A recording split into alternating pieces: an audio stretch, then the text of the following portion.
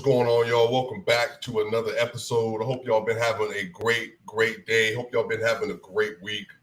Yeah, man. So we got something that we got to talk about. A lot of folks been discussing the Denver Nuggets. There's a lot of podcasts that have been going around. Whether it be Zach Lowe, whether it be Nate Duncan, whether it be ESPN ranking, people putting out their tiers, and a lot of people are kind of scrambled on what they think the Denver Nuggets are going to look like next season. And a lot of folks are a little bit underwhelmed about what the additions they made with Kentavious Caldwell-Pope and also with Bruce Brown. And some of it is because they don't necessarily believe that Nikola Jokic is the kind of player that can be the best player on a championship team. Some of this is the fact that they don't think that Michael Porter Jr. is the kind of player that you can depend on to stay healthy throughout the season. There's some legitimate injury concerns that people have for him. And then some of this is, what can you expect from Jamal Murray? But even when Jamal Murray was fully healthy, yeah, he was good in the bubble. But is he really the kind of player you could depend on that can play at an all-star level? And what's interesting is that a lot of the reasons that people are so high on the Nuggets is because of Jamal Murray. And a lot of people that are down on the Denver Nuggets, it's also because they don't believe that Jamal is ready to step back into that role. And I think one of the things that is most critical to understanding if the Denver Nuggets can go on a championship run this next season, it's going to begin with Nikola Jokic, with the MVP, with the arguable best player in the NBA. But the next most important piece of that is Jamal Murray.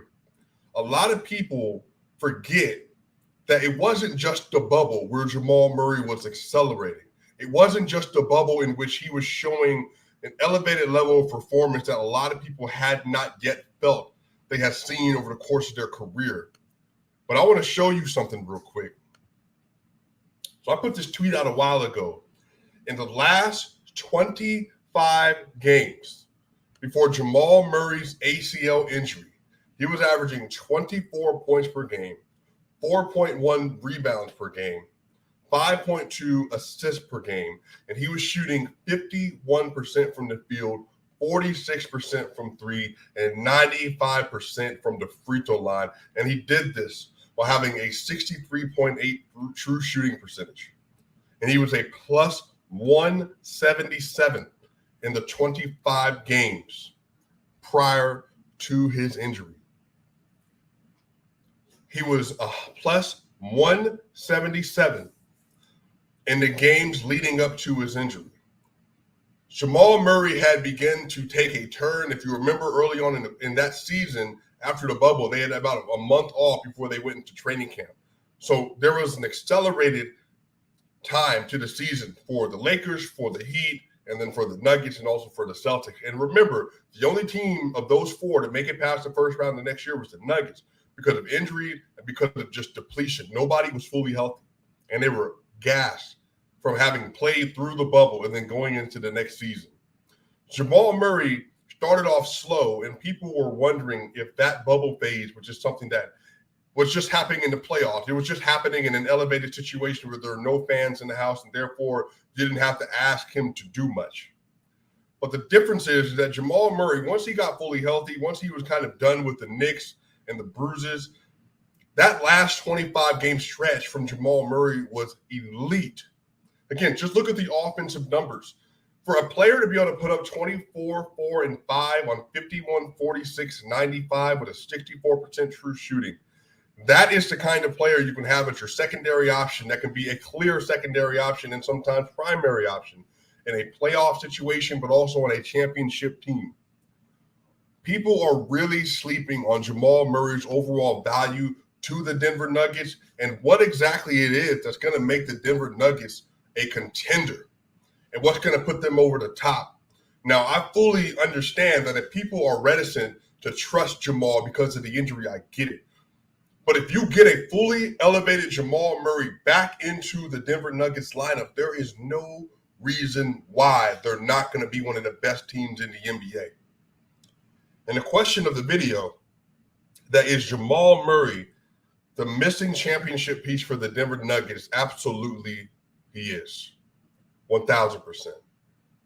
Think about it. Think about Nikola Jokic, who Jamal Murray hasn't played on the court with since 2021 in April has not touched the floor with them. Think about what Nikola Jokic is going to be able to do with Jamal Murray next to him as a secondary option, as an on-ball creator, as a floor spacer, as a tertiary playmaker, a secondary playmaker, somebody who's able to get other people engaged. I've described this before. If you've heard me talk about the Nuggets, Nikola Jokic is water. He adjusts and he bends to whatever's around him. So you surround him with elite defensive talent, he's going to elevate his offensive game. You surround him with offensive pieces, he's going to be elevate his defensive game and his playmaking. If you put him in a situation where you have Aaron Gordon and Monte Morris and Will Barton, and none of those players are star-level players, he's going to be able to elevate the game to give you 27.1, 13.8, 7.9 on 66% true shooting. But if you give him players like Jamal Murray, Michael Porter Jr., he's going to be able to give you 26, 12, and 10. So he always adjusts his games to whatever's there, but that's what water does. It's the Bruce Lee metaphor. Be like water. Whatever you have to do to make the situation work to your advantage, that's what you do in order to make it happen. You just get it done. Jamal Murray, though, is fire. He's fire.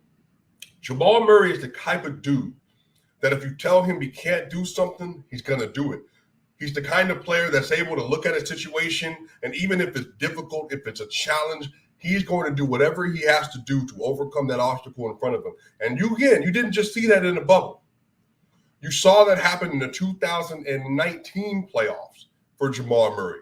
The 21-point fourth quarter in just his second playoff game in his career at 21 years old.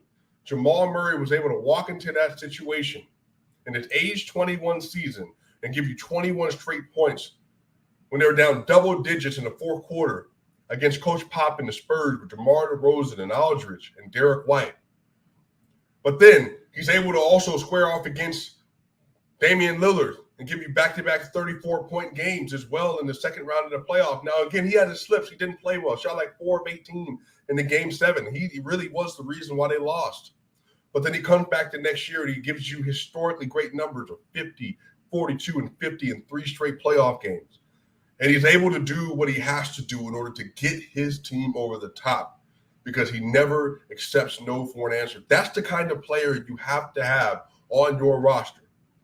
The thing that makes Jamal Murray and Nikola Jokic perhaps the best two-man game in the NBA offensively is that Jokic, again, will do whatever he has to do to elevate the play of his teammates. And Jamal Murray will do whatever he has to do in order to secure the victory. Jamal Murray is one of the best clutch players in the NBA. He's one of the best mid-range players relative to volume. He's one of the best three-point shooters in the NBA, shot 41% the last time we saw him in 48 games. He's one of the best free throw shooters. But even defensively, he picked his game up. He went from being a bad to average, not just serviceable, but a positive defender in the 2020 and 2021 season. And he's 6'5". So you put a 6'5" point guard on the court with Michael Porter Jr., with Aaron Gordon, with KCP, with Nikola Jokic. But at the very heart of all this is Jamal Murray. Because ultimately it falls on Jamal. Because the thing is, you've had 2 playoff runs where you've not had your second best player. 2.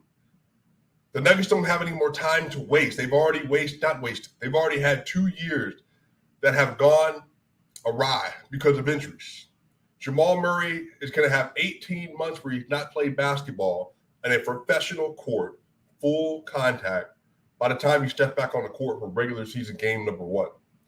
But if you ask me if he's going to be ready, well, of course he's going to be ready. But a lot of this is trusting his body again. I fully expect that Jamal Murray is going to be in a situation where he's going to be able to slowly get reintegrated into his normal playing self. He might start off the season, first couple of games, first couple months, averaging 19 points a game, around that, maybe shooting 46%, maybe 45%, maybe shooting 38 to 41%, depending on how we feel. It could be lower than that as well, but that's not what you're looking for. You want to see if he's explosive. You want to see if he's getting to the basket. You want to see if he's cutting. You want to see if he's playing defense. You want to see if he's diving on the board. You want to see if he's trying to dunk on people again. Because, again, Jamal Murray is the Nuggets' best guard finisher. And I know that people have to remember Will Barton in his heyday when he was competing in slam dunk contest, or Gary Harris when he was attacking the rim. Jamal Murray is better than both of them. Jamal Murray might be the best non-Jokic finisher on the roster. Because you got to remember, he shot 80% at the rim. He shot 80% at the rim in the 2020-2021 season. 80%. He can get to the basket. He has one of the best layup packages in the NBA, and he will absolutely dunk on you. You want to see those things. I need to see that expression from Jamal Murray. I need to see him being fully activated. So for everyone, the goal should be that by the time January, February, especially March, by the time that you get to February, you want to see that he is fully engaged, he's fully playing at his maximum self, and he's back at 22, 23 points per game, and he's able to give you elite level play. You're going to see some of those flurries. Is he giving you 30-point outbursts? Is he giving you a 40-point outburst? Is he even able to give you a 50-point outburst like he did in Cleveland when he went 21 of 25 shooting and 8 of 10 from three-point line, had 50 points for the Cleveland Cavaliers? That's the stuff that you want to see. But again, I don't think that's going to happen until you might get a surprise, January, maybe December. But I think, again, February and March is going to be about the time where you can expect him to be able to do that, because it takes a while for you to be able to trust your body again. So a lot of this is going to come down to this. Is Jamal Murray ready for the moment? Because Jamal Murray is the key and is the missing piece to the Denver Nuggets winning a championship in the 2022 season. It's going to come down to him. He has to be ready to elevate himself when he gets in the playoff, to be ready to play against Steph Curry, be ready to play against his old nemesis in Devin Booker, be ready to play against Kawhi Leonard and Paul George again, and that elite defense that they're going to have on the perimeter. To be ready to play even against the Wolves, we're going to have a formidable matchup where you're going to have to do a lot of good, great decision-making and scoring. And also, again, he has to be ready to play against Luka Doncic as well. The West is going to be there. Jamal Morant's going to be there. But Jamal has already shown that not only is he ready, but he can be the best player on the court when you need him to be. And that's the kind of player the Denver Nuggets are going to need. I fully believe that Jamal Murray is that player. He's seen Devin Booker rise over the last year and a half. He's seen Steph Curry go and win his 4th championship in the last year and a half.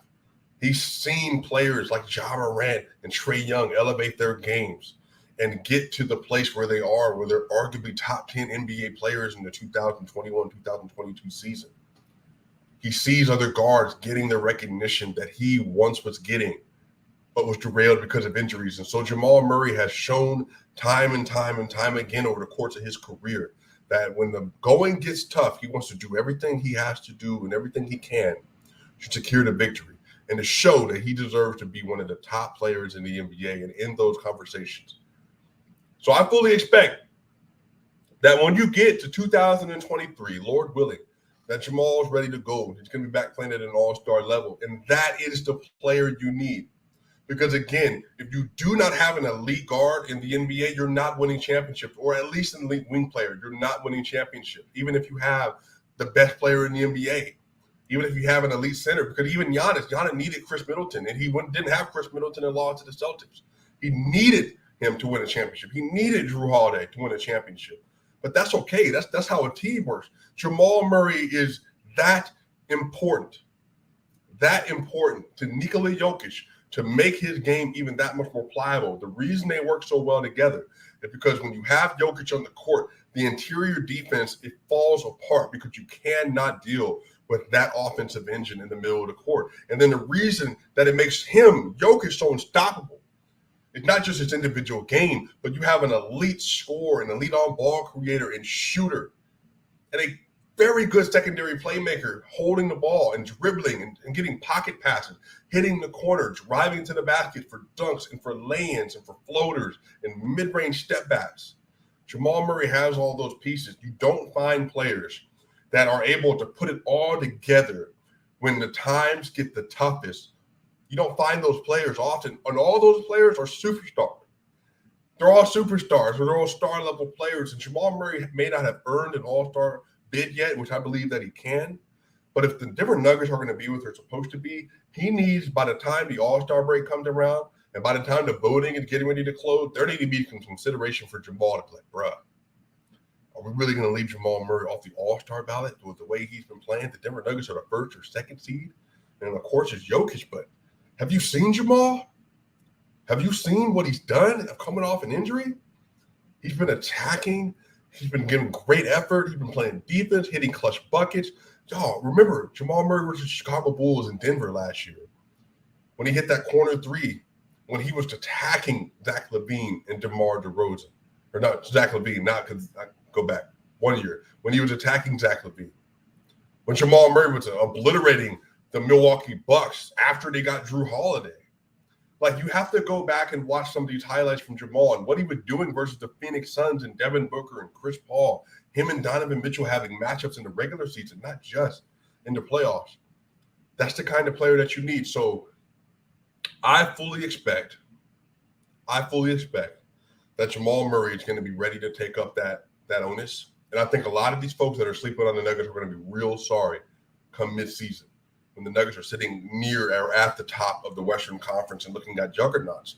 Because now you're putting a picture together where, again, it's not just Joker and Aaron Gordon, but it's Joker and Aaron Gordon and Michael Porter Jr. and KCP and Bruce Brown and Bones Highland, Zeke Naji, Jeff Green, Christian Brown, Peyton Watson, Ismail Kamagate, but at the very top, almost the very tip of that sword, the fire of the Denver Nuggets is Jamal Murray for 24, 5, and 5 on 64% true shooting, who makes you look at the Denver Nuggets as an unsolvable offense.